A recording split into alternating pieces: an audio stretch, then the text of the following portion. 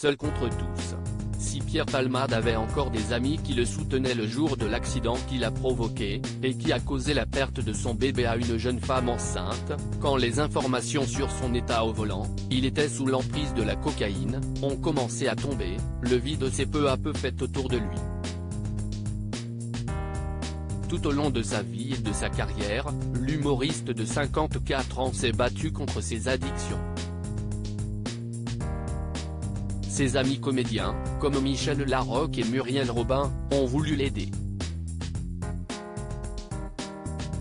Mais un point de non-retour semble avoir été atteint avec ce drame.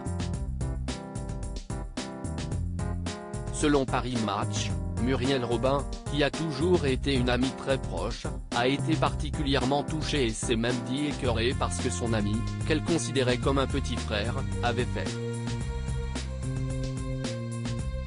Dans sa bande d'amis célèbres, c'est l'abattement qui règne, il est soi-disant malade.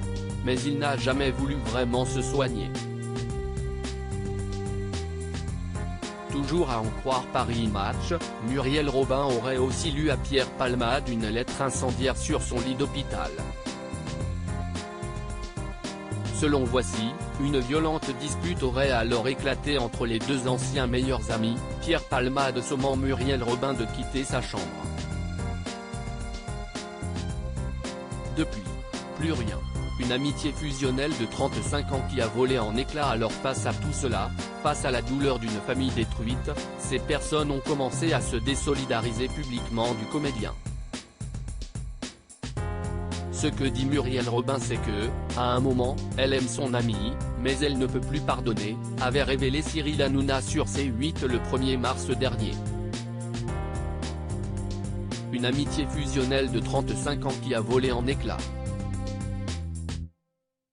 Elle a tout essayé pour le sortir de ses addictions, a ajouté l'animateur de TPMP, révélant même que les proches de Pierre Palmade avaient fait des réunions avec lui pour tenter de le convaincre d'aller en cure de désintoxication. Mais rien n'a jamais fonctionné, tout du moins pas sur la durée.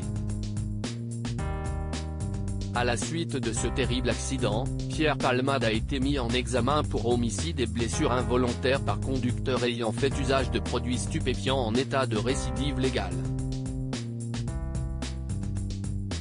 La détention provisoire a été levée pour des raisons de santé, mais la Cour d'appel de Paris doit réexaminer son cas ce mardi 14 mars au matin.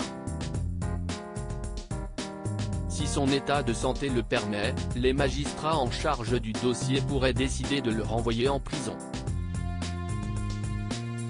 Article écrit en collaboration avec 6 médias Crédit Photo, Tiziano da Silva, Cyril Moreau.